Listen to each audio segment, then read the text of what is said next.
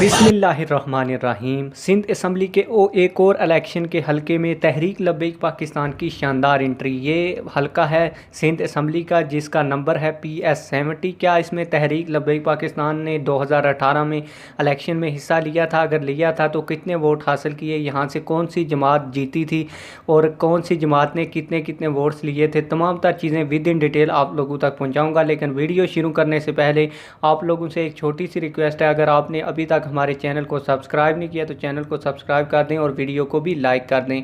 अब वीडियो में आगे बढ़ते हैं और आप लोगों को बताते हैं कि 2018 के इलेक्शन के इस हलके में तहरीक लब्बैक पाकिस्तान ने इलेक्शन में हिस्सा नहीं लिया था। तहरीक लब्बैक पाकिस्तान की तरफ से यहाँ पे इलेक्शन के लिए कोई भी उम्मीदवार नामज़द नहीं किया गया था। यहाँ से पीपल्स पार्टी ने इलेक्शन जीता था और तकरीबन 45,000 वोट लिए थे और दूसरे नंबर के ऊपर ग्रैंड डेमोक्रेटिक पार्टी के उम्मीदवार थे जो दूसरे नंबर के ऊपर आए थे। यहाँ से PTI ने भी इलेक्शन में हिस्सा नहीं लिया था। मुस्लिम लीग नून ने हिस्सा लिया था और सिर्फ 500 वोट उसके हिस्से में आए थे। लेकिन यहाँ पे बात ये समझने वाली है कि तहरीक लब्बैक पाकिस्तान इसमें पहली दफ़ा इलेक्शन में हिस्सा ले रही है।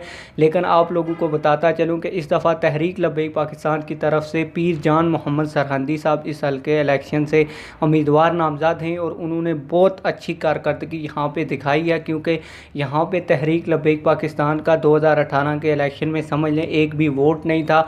उन्होंने शानदार इलेक्शन कैंपेन की है जिसकी मैं वीडियो भी आगे चल के आप लोगों को बताता हूं कि उन्होंने एक शानदार यहां पे जलसा किया है। ये 1-2 दिन पहले उन्होंने जलसा किया है, तो इससे पता चलता है कि उन्होंने इस हलके में काफ़ी मेहनत की है। आप लोगों से गुजारिश है कि पीर जान मोहम्मद सरहंदी साहब के बारे में कमेंट सेक्शन में अपनी राय का ज़रूर इजहार करें।